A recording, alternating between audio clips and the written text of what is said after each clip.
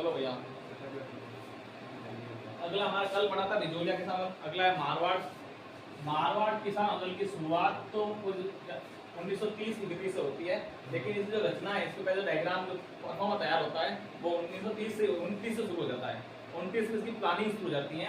कैसे होती है? पहली बात, राजस्थान की सबसे बड़ी रियासत कहलाती है मारवाड़। जब उस समय राजस्थान की सबसे बड़ी रियासत, तो राजस्थान की सबसे बड़ी रियासत मारवाड़ क्षेत्र था। क्या हुआ? बिल्कुल। फिर 1900 में शुरुआत इसकी ये शुरू तो हुआ था 1930 या 31 में, लेकिन इसकी जो 1929 में मारवाड़ हितकानी सभा ने क्या किया था, किसानों को जागीरदार के शोषण से मुक्त कराना था। क्योंकि उस समय तो लोगों पर एक 3 प्रकार का नियंत्रण था। सबसे ऊपर टॉप पर अंग्रेज थे, अंग्रेज के बाद आते हैं राजा थे, और राजा के बाद जागीरदार, यानी वो शोषण 3 प्रकार से घिरे हुए थे बेचारे वो आदमी किसान तो थे वो। तो उनके शोषण से मुक्ति दिलाने के लिए आंदोलन करने का निर्णय लिया गया कि किसान सब मिलकर के आंदोलन चलाएंगे। और सबसे पहले आंदोलन कहाँ चला, शुरुआत किस जाति ने की थी?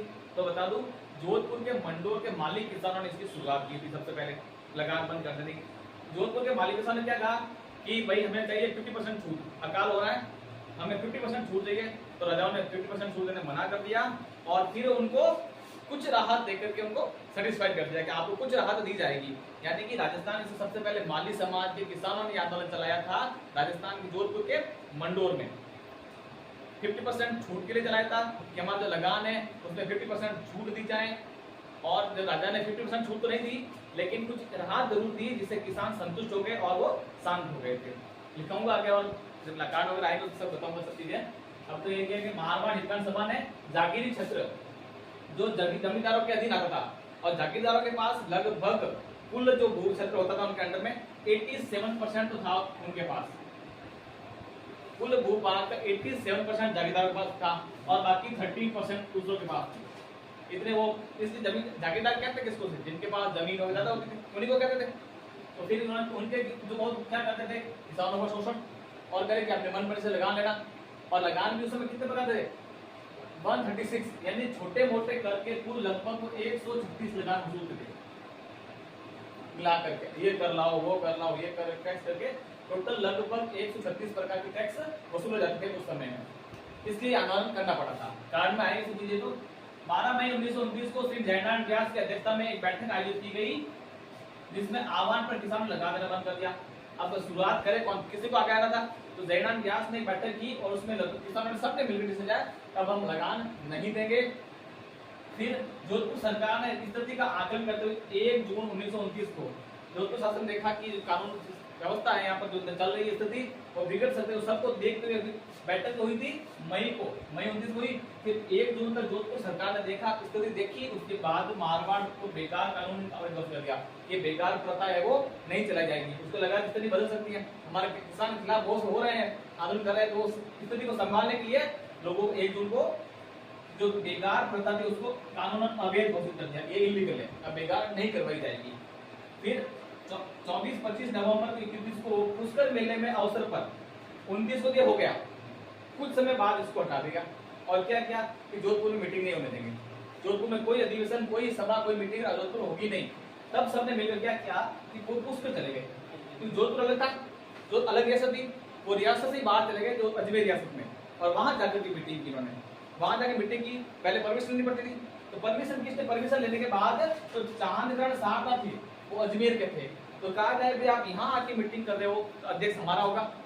इसलिए उन्होंने चांदगढ़ शारदा को इस अधिवेशन का अध्यक्ष बनाया था कि हाँ भाई हम आ रहे हैं, मीटिंग आपके वहां करेंगे। जो मारवाड़ जो राज्य लोकसभा परिषद जो हमारा पहला अधिवेशन है पुष्कर में, वो हम करने जा रहे हैं। इसकी मुख्य अतिथि महात्मा गांधी की पत्नी को बुलाया गया था, कस्तूरबा गांधी को। महात्मा गांधी की पत्नी ने इसकी अध्यक्षता मुख्य अतिथि रही थी, और चांदगढ़ शारदा थे वो सभापति मतलब अध्यक्ष रहे थे इस अधिवेशन के। क्यों रहे? क्योंकि अजमेर में हुआ, और अजमेर की जो रियासत के लोग थे चाहते थे अध्यक्ष हमारा होना चाहिए, आप हमारे यहाँ के हो, अध्यक्ष भी हमारा होगा। इसलिए चांदगढ़ शारदा को इसका अध्यक्ष बनाया गया मारवाड़ राज्य लोकसभा परिषद का। फिर इस अधिवेशन में जोधपुर महाराजा से बेगार प्रथा बंद करने की मांग की। इसमें तो उसने कहा कि अवैध घोषित कर दिया, अवैध है, इसमें तो पूरी बंद कर दो। हम उसने अधिवेशन में कह दिया इसको पूरी बंद करनी पड़ेगी, ये प्रथा अब लागू नहीं हुई, किसान इस प्रथा में तब शोषित नहीं होंगे। इसकी मांग है वो अजमेर रियासत के पुष्कर में जाकर की गई। पुष्कर मेले पर कब पड़ता पुष्कर मेला, कब पड़ता है? पुष्कर मेला पड़ता है कार्तिक पूर्णिमा को।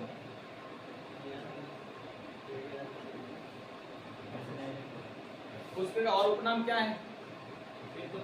तीर्थों का राजा। राजस्थान का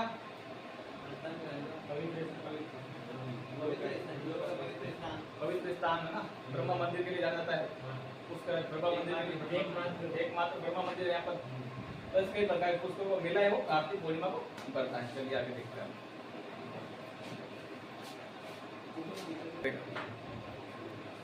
चलो अभी लो अगला हमारा 5 मार्च 1932 को मारवाड़ हितकांड सभा और अगले वर्ष बाल भारत सभा, फिर मारवाड़ युद्ध लीग के असंवैधानिक संगठन घोषित कर दिया। सरकार ने उनको क्या किया, जिसमें थे ना उन्होंने क्या कहा, हितकांडी सभा है, ये बाल भारत सभा है, ये मारवाड़ युद्ध लीग के युवाओं का, उन सबको कह दिया कि असंवैधानिक, ये सही नहीं है ना, इलीगल है ये। फिर छगनलाल चौपासी वाला और अखिलेश प्रसाद शर्मा जो शिक्षा इनसे जो कर रहे थे उनको गिरफ्तार कर दिया। और चौपासी वाला जो छगनलाल था उसको तो भेजा शेरगढ़ में, और जो ये अखिलेश प्रसाद था उनको दौलतपुरा जेल बंद कर लिया गया दोनों को। फिर बंद किया तो किसानों ने क्या किया, 29 मार्च यानी कि 5 मार्च को ये शुरू किया गया था सब प्रक्रिया चली, और 29 मार्च से 30 अप्रैल तक लगभग 1 महीने तक उन्होंने पट्टा समर्पण आंदोलन चलाया था। उसके अंदर इनको छुड़ाने के लिए, इनको जेल बाहर लाने के लिए वो एक आंदोलन किया कि इनको छुड़ा जाए, तो उन्हें चलाया था। फिर 1 मई 1939 को किसानों की भूमि को वापस लौटाने का आदेश दिया गया। 33 में गला 34 में को भूमि लौटाने का आदेश दे दिया। फिर 16 जून यानी कि ठीक इसके 1.5 महीने बाद सरकार द्वारा बिकोडी में लगभग 19% छूट दी गई। बिकोडी का मतलब कर, जो भूमि के कर था उसको नकद में लेना, केस में लेना बिकोडी कहलाता था। जिसे 18.75 दी गई, लेकिन 19 भी कहा जाता ना, याद रखना। दोनों अगर कोई भी आ जाए ना ये दोनों सही है, 75 आए तो ये करना, नहीं आए तो 19 तो आएगा, दोनों का सही। कितने छूट दी गई तो 19% या 18.75 छूट। और अगले 3 वर्षों तक बहुत सारी, अगले 3 वर्ष अकाल पड़ा था, अगले 3 वर्षों तक आपको छोड़ देंगे। इस आंदोलन को जुलाई 24 में शांत हो गया। 33 शुरू जून में शुरू हुआ, ठीक है, और जुलाई में शांत हो गया था। 1 महीने में अंदर वो प्रोसेस चला और जल्दी शांत हो गया। मान ली सबने मान ली बिकोडी छूट दे दी तो शांत हो गए थे वो। 24 अगस्त 38 को मारवाड़ जाट कृषक सुधारक सभा की स्थापना की गई है। इसके बाद 27 जून को उन्होंने मारवाड़ किसान सभा की स्थापना की, जिसके मंगल सिंह कछवा को उसका अध्यक्ष बनाया गया था। मारवाड़ किसान सभा इंपॉर्टेंट, इससे ज्यादा इंपॉर्टेंट ये किसान सभा, क्योंकि आंदोलन किसानों का था, तो इसके अध्यक्ष थे मंगल सिंह कछवा। और शुरुआत और स्थापना इसकी 27 जून 1941 की।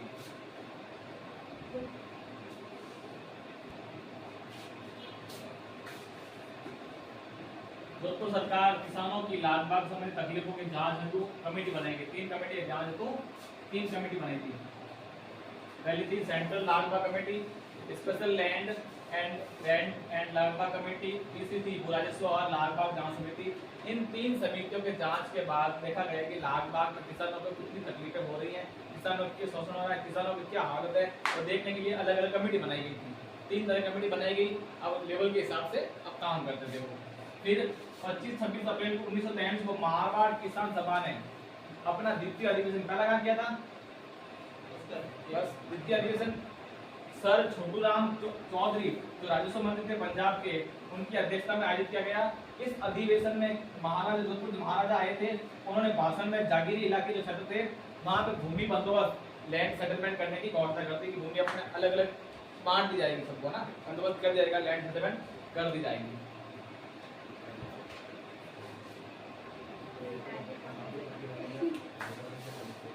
जगह जगह अधिवेशन हो रहे थे, मीटिंग हो रही थी। एक मीटिंग रखी उन्होंने डीडवाना किस जिले में आता है, नागौर से अलग हो गया ना। अब किस में आ गया, किस तो बनाया था, 2 गांव बना, 2 नाम आता। चलो आगे। लोक मारवाड़ परिषद किसान सभा द्वारा 13 मार्च 1947 को डाबड़ा जो डीडवाना में आता है, डाबड़ा जगह पर एक सभा आयोजित हुई।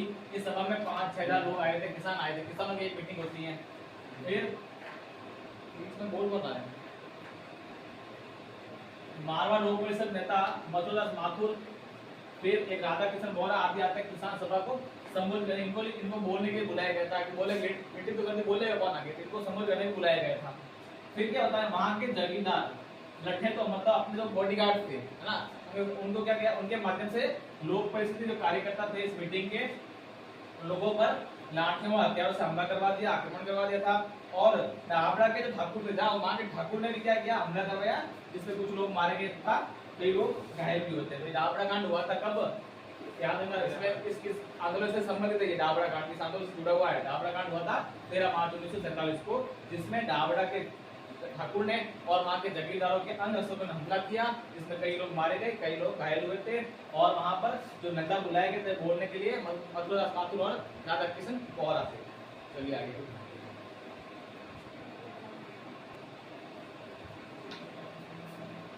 अब अंत में आते आते वहां कानून बनाए जाते हैं, किसानों को हित के लिए कुछ कानून बनाए गए थे। पहला देखिए, 9 नवंबर 1948 को लगान के अतिरिक्त जितनी भी लागें थी, लगान तो लेके लगे, उसके अलावा जो जितनी भी लागें थी जागीरी गांवों से वसूल होती थी, जो जागीरदार वसूलते थे ना, उनको एक कानून बनाया गया था, Marwar addition of cesses act 1949 बनाकर समाप्त कर दिया कि लगान के अलावा, इस कानून का मतलब था लगान के अलावा कोई कर नहीं दे जाएगा, जो आपकी लगान है वही देनी, इसके अलावा कोई भी जो भी जितने टैक्स थे 136 टाइप के जो टैक्स थे वो देने जरूरत नहीं है, केवल आपको लगान देनी है। 5 दिसंबर 1948 को जागीरदार जुडिशियल फॉर एबोलिशन एक्ट 1948 को पास करवाकर जिन जागीरदारों का न्यायिक अधिकार था, जुडिशियल पावर था, उनको जागीरदार क्या करते, कोई आता ना राजा के पास खुद ही न्याय करते रहते थे, खुद अपने आप को राजा मान के बैठते, तो उनके उस अधिकार को समाप्त कर दिया। आपके पास ये अधिकार नहीं होगा कि आप न्याय करोगे ना, यानी जागीरदार जुडिशियल पावर को समाप्त कर दिया गया। जागीरदार किसानों पर अपनी शक्तियां का दुरुपयोग और अत्याचार न कर सके, नहीं तो अपने हिसाब से बैठते थे, अपने हिसाब से वो शक्तियों का दुरुपयोग करते रहते थे। फिर 14 फरवरी 1949 को direct management and Jagirdar states act 1949, direct management होगा, जागीरदार के पास कोई अधिकार नहीं होगा, कोई व्यवस्था नहीं की जाएगी, यानी कि जागीरदार को लगान वसूलने की शक्तियां छीन लेगी। अब जागीरदार लगान जागीरदार नहीं लेंगे, अब डायरेक्ट राजा के पास आएगी, है ना, उसके जागीरदार के पास जाने की जरूरत नहीं थी। लास्ट में अंत में जागीरदार समस्या का पूर्ण समाधान करने के लिए मारवाड़ लैंड रेवेन्यू एक्ट 1949 उसकी भूमि के संबंधित एक एक्ट बनाया और मारवाड़ टेनेंसी एक्ट पास कर 6 अप्रैल 1949 को किसानों का मालिकाना हक देकर जमीन का मालिक बना दिया। यानी ये अंत एक इसका ये किसान जो आंदोलन था ये अंत की ओर अग्रसर हो गया। लास्ट 6 अप्रैल 1949 किसानों को वापस उनकी भूमि दे दी गई और इन अधिकारों के तहत, इन कानूनों के तहत जागीरदारों की शक्तियों को समाप्त किया गया। पहले में उनसे क्या गया, लगान के अलावा जितने कर थे वो हटाए गए। दूसरे कानून में उनका न्यायिक अधिकार छीन लिया गया। तीसरे में उनको लगान वसूलने की शक्तियां छीन ली गई और चौथे में किसानों को जमीन वापस दे दी गई। इस प्रकार से ये किसान आंदोलन। अब आते हैं मारवाड़ किसान आंदोलन के कारण।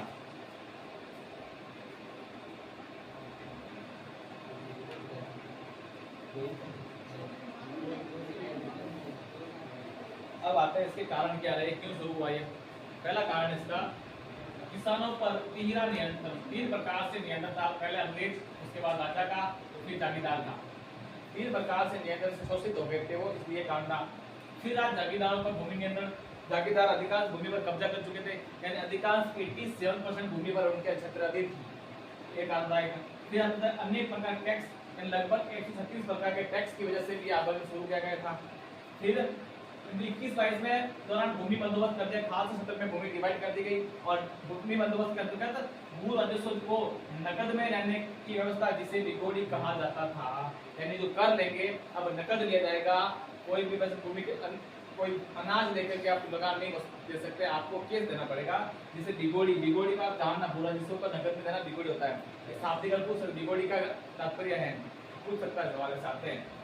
फिर 1920 में 21 में एक ही आंदोलन जो मोतीलाल तेजावत चला रहे थे उस समय, ठीक है, भील मीणा गणास्य लोगों के भी अधिकार के लिए एक आदिवासी आंदोलन चला रहे थे मोतीलाल तेजावत, जिसके प्रभाव से भी जो जातियां थी वो किसान प्रभावित हो रहे थे, जागरूक हो रहे थे। इस कारण से भी लोगों के चेतना आई थी और आंदोलन में भाग लिया था उन्होंने। फिर शेखावटी किसान आंदोलन चल रहा था एक, जिसमें नागौर के किसान बहुत असंतोष थे, जागीरदारों से बहुत परेशान तंग आ गए थे, उनके लगान से, कर से, उनके नियंत्रण से, तो वे भी इसमें शामिल हो गए थे। तो आंदोलन का प्रभाव भी इस मारवाड़ किसान आंदोलन पर पड़ा था, इस कारण से शुरू किया गया था। फिर 29 में आर्थिक मंदी आ गई, उसका अकाल पड़ गया था। आर्थिक मंदी, इतना अकाल है लेकिन आर्थिक मंदी आई जिसके फसलों की दर में कमी आ गई। मंदी आने पर फसल की दर कमी कर दी और बेरोजगारी बढ़ गई, इसलिए किसान आंदोलन करने लगे। फिर 1931 में अकाल पड़ा, लेकिन लगान में कोई इनको छूट नहीं दी गई। आपका जो कार्य है वो तो ले जाएगा, लगान में छूट नहीं करने के कारण यह आंदोलन भड़का था। फिर दो राजनीतिक संगठन बनाए गए, मारवाड़ हितकारिणी सभा और आज मारवाड़ सेवा संघ। दो एक राजनीतिक संगठन थे जो जाकर किसानों को जागरूक करते थे, किसानों को चेतना जागरते थे कि आपको अपने अधिकारों के लिए लड़ना चाहिए। आपने अपने शोषण, कब तक शोषित रहोगे आप, तो उनके शोषण से बचने के लिए आप जागरूक रहे। ये दोनों संघ मिलकर के किसानों को जागरूक करते थे। ये भी एक राजनीतिक इसका कारण रहा था। निम्न कारणों से गुजरते हुए मारवाड़ किसान आंदोलन चला था। इसके साथ ये मारवाड़ किसान आंदोलन अब पूरा होता है।